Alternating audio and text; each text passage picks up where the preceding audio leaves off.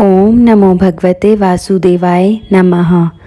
हरिवंश पर्व 17वां अध्याय। इस अध्याय में हम जानेंगे पितृकल्प, भीष्म मार्कंडेय संवाद और मार्कंडेय जी के साथ सनत कुमार जी की बातचीत। भीष्म जी कहते हैं, युधिष्ठिर, तब मैंने पिताजी के कथन अनुसार एकाग्रचित हो मार्कंडेय जी से फिर वही प्रश्न पूछा जिसके विषय में पहले पिताजी से जिज्ञासा की थी। तब महातपस्वी धर्मात्मा मार्कंडेय जी मुझसे कहने लगे, निष्पाप भीष्म, मैं तुझसे सब बात कहता हूँ, तू सावधान होकर सुन। प्राचीन काल में मैंने पितृप्रसाद से ही दीर्घायु प्राप्त की थी और पितृभक्ति से ही इस संसार में बड़ा भारी यश पाया है। एक समय मैं मेरु पर्वत के ऊपर जाकर अनेक सहस्त्र वर्षों में पूर्ण होने वाले युगांत काल तक घोर तप करता रहा। इसी बीच मैंने एक समय पर्वत के उत्तर की ओर से एक बड़े भारी विमान को आते हुए देखा। वह अपने तेज से संपूर्ण आकाश को प्रकाशित कर रहा था। उस विमान के सिंहासन पर मैंने चमकते हुए सूर्य के समान दीप्त तेज वाले तथा अग्नि में स्थापित किए हुए अग्नि के समान अंगुष्ठ मात्र पुरुष को लेटे हुए देखा। मैंने उन विभु को सिर झुकाकर प्रणाम किया और विमान में विराजमान उन दुर्दुष पुरुष की पाद्य और अर्ध से पूजा कर उनसे पूछा, विभो, हम आपको कैसे जाने कि आप कौन हैं? नारायण, यद्यपि आपका यह स्वरूप नारायण के गुण शुद्ध सत्व से निर्मित तथा तप के प्रभाव से प्रकट हुआ है, मेरा विचार है कि आप देवताओं के भी देवता हैं। तब वे धर्मात्मा मुस्कुराकर कहने लगे, निष्पाप, तुमने अभी भली प्रकार तप नहीं किया है, इस कारण तुम मुझे पहचान न सके। क्षण भर में ही उन्होंने दूसरे उत्तम स्वरूप को धारण कर लिया। ऐसे रूप वाला दूसरा कोई पुरुष मैंने पहले कभी नहीं देखा था। सनत कुमार जी बोले, मुने, तुम मुझे विभु ब्रह्मा जी का ज्येष्ठ मानस पुत्र जानो। मैं उनके तप के प्रभाव से उत्पन्न हुआ हूँ और मेरा शरीर नारायण के गुण शुद्ध सत्व से भरा हुआ है। प्राचीन काल से ही देवताओं में जो सनत कुमार प्रसिद्ध हैं, मैं वही हूँ। भार्गव, तुम्हारा कल्याण हो। मैं तुम्हारी किस कामना को पूर्ण करूँ? ब्रह्मा जी के जो दूसरे पुत्र हैं वे मेरे छोटे भाई हैं। वे मेरे 7 भाई परम दुर्दुष हैं। उनके वंश प्रतिष्ठित हैं। उनके नाम इस प्रकार हैं, क्रतु, वशिष्ठ, पुलह, पुलस्तस्य, अत्रि, अंगिरा और बुद्धिमान मरीचि। इन सब के देवता और गंधर्व सेवा करते हैं। ये देवता और गंधर्वों से पूजित ऋषि तीनों लोगों को अपने तप से धारण किए हुए हैं। महामुने, हम सनत कुमार सनक आदि तो अपने आत्मा को आत्मा में लीन कर प्रजा उत्पन्न करने के धर्म और काम को दूर करके यति धर्म का पालन करने वाले हैं। मैं जैसे उत्पन्न हुआ हूँ वैसा ही कुमार हूँ, अर्थात बालक के समान राग, द्वेष आदि से शून्य हूँ। अतः तुम मुझे कुमार जानो। इसीलिए मेरा नाम सनत कुमार प्रसिद्ध है। सनत अर्थात निरंतर कुमार के समान राग द्वेष आदि से शून्य, यह सनत कुमार शब्द का अर्थ है। तुमने मेरा दर्शन करने की अभिलाषा से भक्ति पूर्वक तपस्या की है, अतः मैं तुम्हारे सामने प्रकट हुआ हूँ। बताओ, अब मैं तुम्हारी किस इच्छा को पूर्ण करूँ?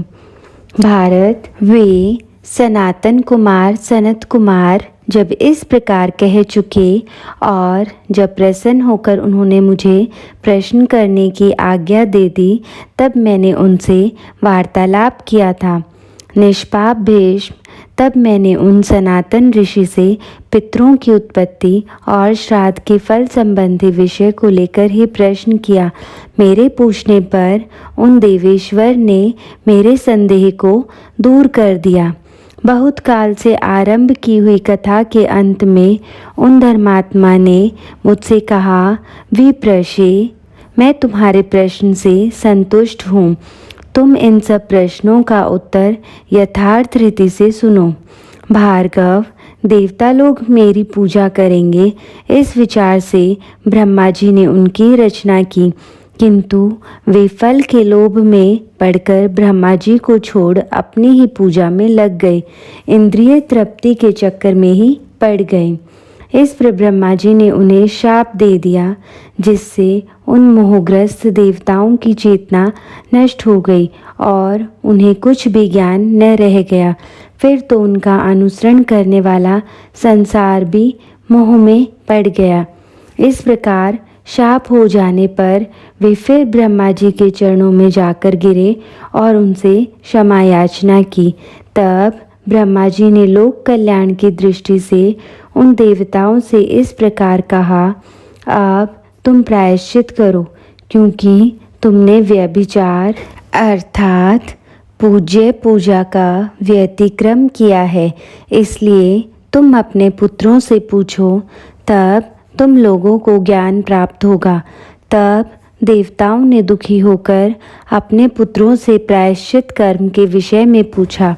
फिर तो वे जितात्मा पुत्र बहुत सोच विचार कर उनसे बोले, धर्म ज्ञान में निपुण पुरुषों का कहना है कि वाणी, मन और कर्म से तथा नेत्रों से भी सदा प्रायश्चित होता है।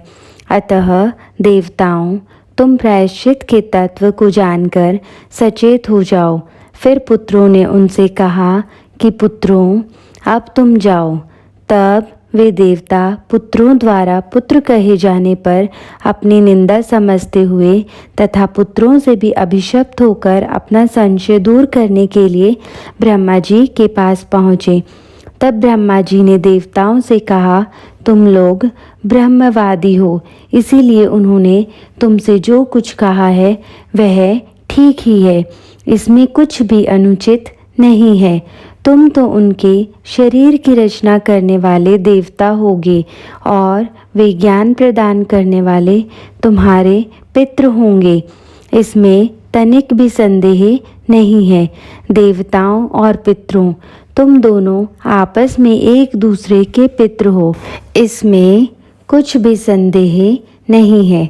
स्वर्गवासियों, इस बात को तुम भली भांति जान लो।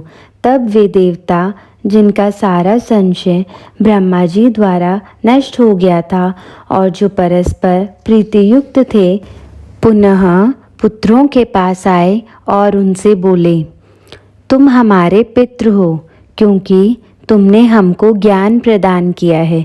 तुम धर्मज्ञ हो, तुम्हारी क्या इच्छा है, तुम्हें क्या वर दिया जाए। तुमने जो बात कही है वह ठीक है, इसमें कुछ अनुचित नहीं है, परंतु तुमने जो हमें पुत्र कहा कहकर संबोधित किया है, इस कारण तुम पितृ होगे, इसमें कुछ संदेह नहीं है। जो प्राणी श्राद्धों द्वारा पहले पितरों का पूजन किए बिना ही जो कुछ क्रियाएं करेगा, उन क्रियाओं का फल राक्षस, दानव और सर्पों को प्राप्त होगा। तुम दिव्य पितृ हो, तुम्हारे द्वारा श्राद्धों से परिपुष्ट किए गए लौकिक पितृ स्वयं तृप्त हो अपने अधिदेवता सोम की वृद्धि करेंगे।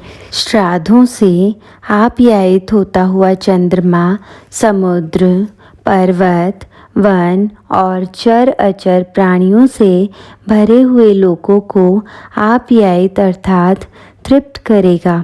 जो मनुष्य पुष्टि पाने की इच्छा से श्राद्ध करेंगे, पितृ उनको सदा पुष्टि और संतान देंगे।